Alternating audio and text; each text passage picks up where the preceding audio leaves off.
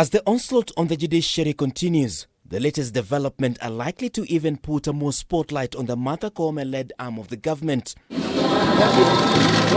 On Thursday, a petitioner, Michael Kojo Otieno, lodged his complaint before the Judicial Service Commission, seeking the ouster of the Chief Justice. Reason: the CJ did not follow the law while appointing members of the Tax Appeal Tribunal. Did not comply with the provisions, express clear provisions from prima facie evidence on recruitment of members at the Tax Appeal Tribunal.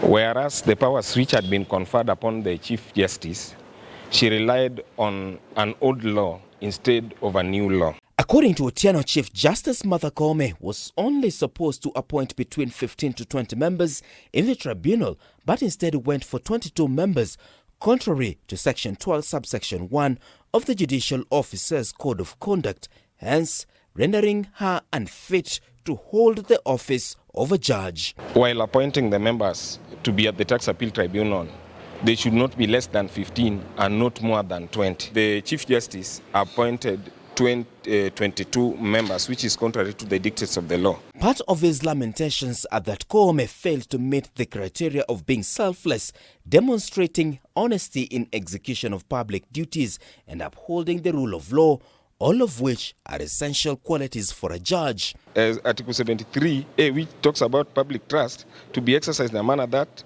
vests in the state officer the responsibility to serve the people rather than to rule over them. That one clearly indicates that if you've appointed more people than the expected number, then definitely you want to have power to rule over them.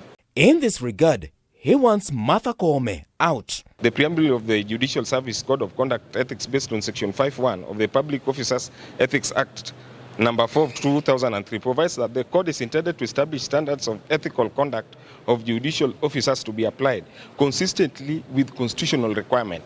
That is a legislation from Parliament, hence makes her unfit to hold public office. The developments are coming at a time that the judiciary has faced a backlash from Kenya Kwanza allied leaders following its rulings that slammed brakes on major Kenya Kwanza policies, with threats of slashing judiciary budgets formulating part of the onslaught.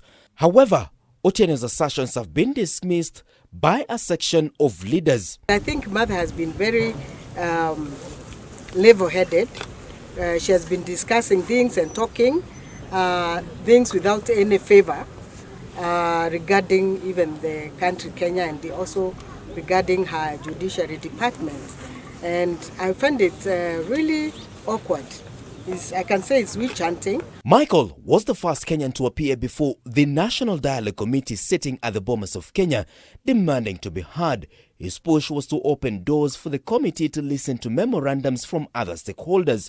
His concerns were that the process was more leader-centered than it was people-centered. One man, one coin, or one shilling, one man. During his presentation, Michael caught the attention of Kenyans across social media and would become an internet sensation when he opted to school the National Dialogue Committee on matters law and English language. All powers, all sovereign powers belongs to the people of Kenya and shall be, and I like the wording shall, mandatory, be exercised only in accordance with this constitution. The people may, optional,